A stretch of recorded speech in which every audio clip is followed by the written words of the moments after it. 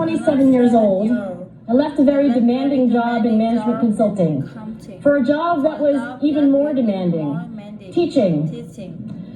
I went to teach 7th graders math in the New York City public schools. And like any teacher, I made quizzes and tests, I gave out homework assignments. When the work came back, I calculated grades. What struck me was that IQ was not the only difference between my best and my worst students.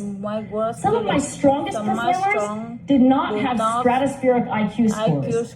Some of my smartest kids weren't doing so well. And that got me thinking. The kinds of things you need to learn in 7th grade math, sure, they're hard. Ratios, decimals, the area of a parallelogram. But these concepts are not impossible. And I was firmly convinced that every one of my students could learn the material if they worked hard and long enough.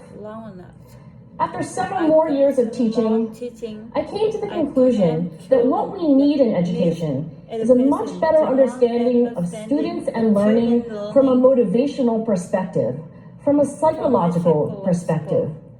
In education, the one thing we know how to measure best is IQ. But what if doing well in school and in life depends on much more than your ability to learn quickly and easily? So I left the classroom and I went to graduate school to become a psychologist. I started studying kids and adults in all kinds of super challenging settings. And in every study, my question was, who is successful here and why? My research team and I went to West Point Military Academy. We tried to predict which cadets would stay in military training and which would drop out. We went to the National Spelling Bee and tried to predict which children would advance farthest in competition.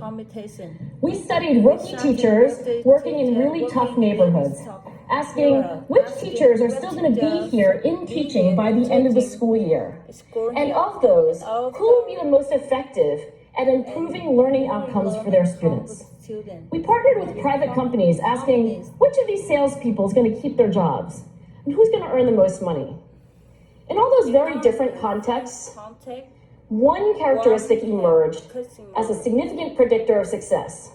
And it wasn't social intelligence, it wasn't good looks, physical health, and it wasn't IQ. It was grit. Grit is passion and perseverance for very long-term goals. Grit is having stamina. Grit is sticking with your future, day in, day out, not just for the week, not just for the month, but for years, and working really hard to make that future a reality. Grit is living life like it's a marathon, not a sprint. A few years ago, I started studying grit in the Chicago public schools. I asked thousands of high school juniors to take grit questionnaires, and then waited around more than a year to see who would graduate. Turns out that grittier kids were significantly more likely to graduate, even when I matched them on every characteristic I could measure. Things like family income, standardized achievement test scores, even how safe kids felt when they were at school. So it's not just at West Point or the National Spelling Bee that grit matters, it's also in school, especially for kids at risk for dropping out.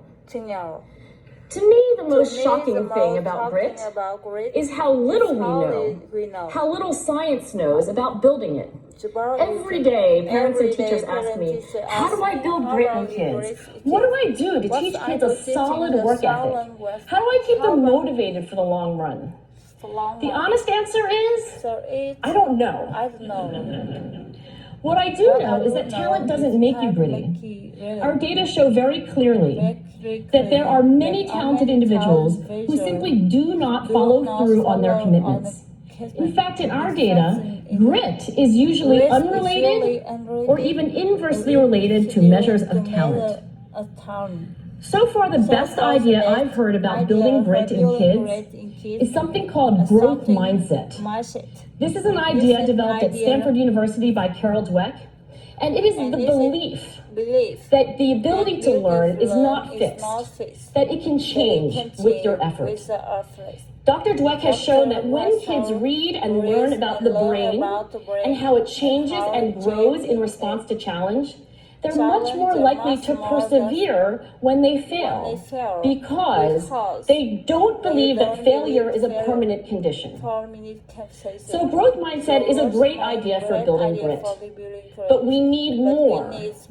And that's where I'm going to end my remarks because that's where we are. That's the work that stands before us.